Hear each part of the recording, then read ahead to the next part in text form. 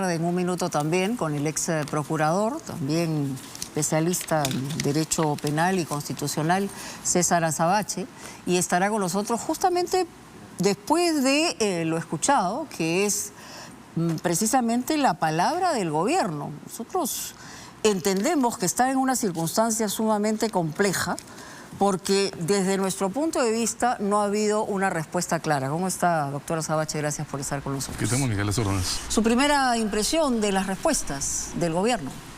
Varias cosas. Creo que primero hay que tener claro que hablamos de dos casos y no de uno. A ver. Es cierto que los relojes tienen una espectacularidad y provocan un nivel de indignación inaplazable.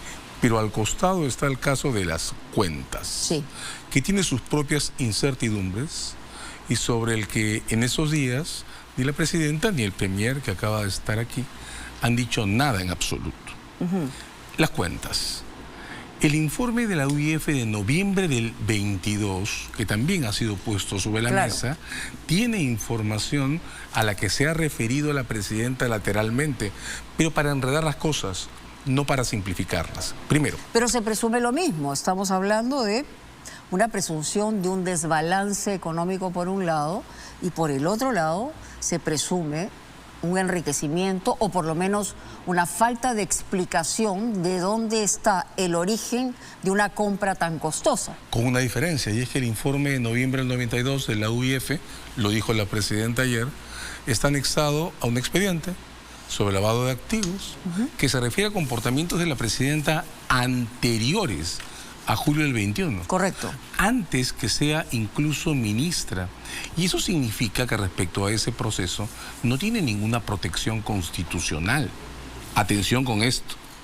La regla la estableció el fiscal Pablo Sánchez en el 16. ¿Y esto qué implicaría? Implica que para comenzar ese caso no depende del Congreso de la República. Lo que haya pasado durante la campaña de Perú Libre, mientras la señora Boluarte era una ciudadana de a pie, no requiere ninguna autorización del Congreso para llegar incluso a una acusación e incluso a un tribunal. Toda esta semana... O sea, el Ministerio Público podría seguir investigando el presunto desbalance y llegar hasta las últimas consecuencias, porque estamos hablando de alguien que todavía no había asumido el cargo. Exacto, para todo lo que corresponde al periodo anterior a julio del año 21. De julio del 21 a noviembre del 22, pues ahí sí hay que activar protecciones constitucionales, pero no antes. Atención con esto entonces, la señora Boluarte no está protegida por el Parlamento por todos los aspectos de estas dos historias. La cuestión sobre los depósitos anteriores a julio del 21 pueden ser llevados por la Fiscalía a investigación preparatoria, a acusación e incluso a juicio. Ella se ha referido en esta aparición que hizo, un mensaje a la nación luego de los allanamientos, precisamente se ha referido a una persecución sistemática y habló de lo que había aparecido en el diario El Comercio con esta información y también habló del tema de los Rolex. En términos no solamente jurídicos de investigación, sino también de impacto político. ¿En qué circunstancia la pone el hecho de no hacer precisiones sobre los temas? Se llama coartadas fallidas, ¿no? Hay muchas veces, Mónica, en las que un caso proviene no solo de las evidencias que se descubren, sino de lo que representa que una persona no tenga explicaciones sobre la historia que está en discusión. La cuestión de los Rolex, por ejemplo, insisto, la más llamativa, claramente indignante de varios puntos de vista. En situaciones normales, no es la primera vez que ocurre, me parece que ocurrió con Ollanta Humala siendo candidato, una persona hace algo así, como comprar un reloj de lujo. O la esposa de Ollanta Humala, incluso hasta chocolate comenzó, digamos, un escándalo por ahí, ¿no? Pero hubo un Rolex. Hubo un Rolex en la campaña y una entrevista de César Hildebrand al respecto. Correcto. Bien, cuando alguien termina en una situación de ese tipo, absurda, hay espacio para reaccionar.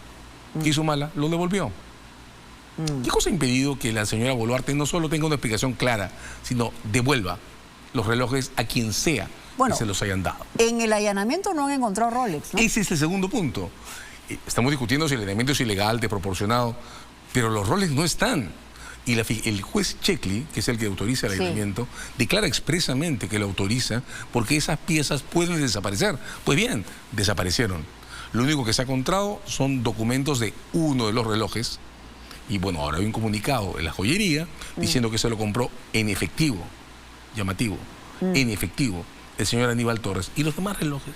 Entonces, tener joyas de ese tipo, siendo una funcionaria pública, no teniendo actividades económicas relevantes, de importancia, de volumen, antes de ejercer el cargo, es ya un problema. Pero no se da ninguna explicación sobre las circunstancias en las que se ¿Y qué escenario podría sacarla del problema? Por ejemplo, por ahí he escuchado a uno de los eventuales abogados de la presidenta, no en este caso específico, ¿qué pasa si aparece un fan enamorado? Así lo ha mencionado, y estamos hablando de pretendientes o algo por el estilo. ¿Eso la salvaría?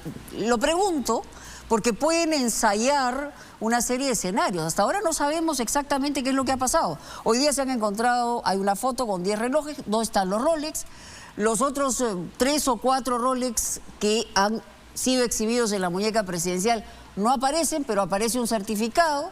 La Casa Banquero, que es la principal importadora de los Rolex, dice, ella nunca ha sido nuestra clienta, no ha comprado absolutamente nada.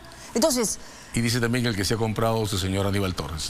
No hemos confirmado eso, aparentemente. Hay un comunicado, es una información que no hemos podido corroborar. Sí, claro. Pero lo cierto es que nosotros afirmamos lo que sí se ha podido corroborar y la verdad es que hay escenarios que han mostrado que no conducen a salidas que pueda tener la presidenta. Definamos qué son salidas, ¿no? Para comenzar, en la teoría de los novios, eso que dice que intenta pintar de rosado la historia, bueno, parece que tendrían que aparecer 3 o 4, cada uno con su respectivo reloj. Bueno, pero insisto... Puede haber uno regalando varios. Imagínense. O sea, multiplicamos 74.000 por 3 o 4.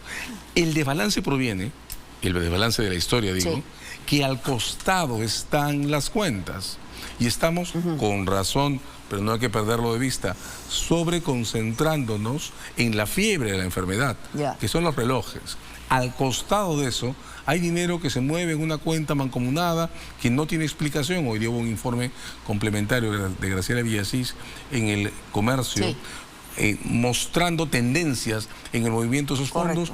Una parte no tiene protecciones constitucionales, la que se mueve hasta julio del 21, la otra compromete gestión pública, compromete su posición como ministra, como vicepresidenta, y la señora Boluarte ha dicho ayer que ha seguido manejando fondos del Club Apurímac, como le llama ella, hasta noviembre del 22, siendo ministra de Estado. Ahí hay un caso legal que puede ser menos espectacular y más difícil de entender que el de la posesión de relojes de lujo, pero que tiene una importancia que no debe solayarse. Una última pregunta. La imagen de hoy de Dina Boluarte, el presidente del Consejo de Ministros y los comandantes generales de las Fuerzas Armadas, volvemos a recurrir, digamos, a esta fotografía de respaldo de las Fuerzas Armadas, es decir, en una democracia tan precaria como la nuestra, ¿esta podría ser una respuesta política o de otra naturaleza o no tiene ya a la ciudadanía eso? A mí me ha dado la impresión que ha sido un símbolo vacío de contenido. Digamos, esa foto significaría una cosa alrededor de una crisis sobre el caso de las muertes de diciembre 22 de enero 23, ¿no? Sería una especie de pacto de impunidad. Eso significaría. Significó una cosa distinta cuando la usó Vizcarra en el marco de la disputa con el Congreso por el cierre del Congreso. Así es. Ahora la está usando la presidencia ¿contra quién? Contra la Fiscalía. Bueno, no descartan la posibilidad de pedir sanción o sacar a Harvey Colchado, ¿no? ¿Qué ocurriría eso con eso? Dos cosas. Primero, lo anotaste en la entrevista con el primer ministro. Es la reproducción de un intento que Pedro Castillo no pudo consumar. Quien mueva ese equipo de investigación entra en una escena que, lo discutimos aquella vez en tiempo de Castillo, tiene nombre legal, se llama interferencias. Y quien lo haga va a ser legalmente responsable por esas interferencias. Las interferencias tienen sanción como delito, pero además tienen la particularidad de activar mecanismos legales de protección. Esta investigación, como fue la investigación de la Casa de Zarratea, merece protecciones institucionales. De otro lado, el coronel Colchado no actúa solo. Es una diligencia solicitada por la Fiscalía y autorizada por un juez de la República. Sacar lo que representa, reprocharle no haber avisado a tiempo la reacción, que se iba a hacer. Señalan es desproporcionada, inconstitucional, ilegítima. ¿Sobre qué base? Porque esta es una diligencia causada por la defensa de la Presidencia de la República. Le han invitado a exhibir los relojes. Y no lo ha hecho. No lo ha hecho. Cuando alguien se niega sin una explicación razonable... Eso legitima un pedido de allanamiento. Pero por supuesto, cuando alguien se niega sin una explicación razonable, lo que activa es la ejecución coactiva de la medida. Y además, autojustificada, porque no se encontró ningún reloj. Y eso es lo que activó la medida, el riesgo de que desaparezcan.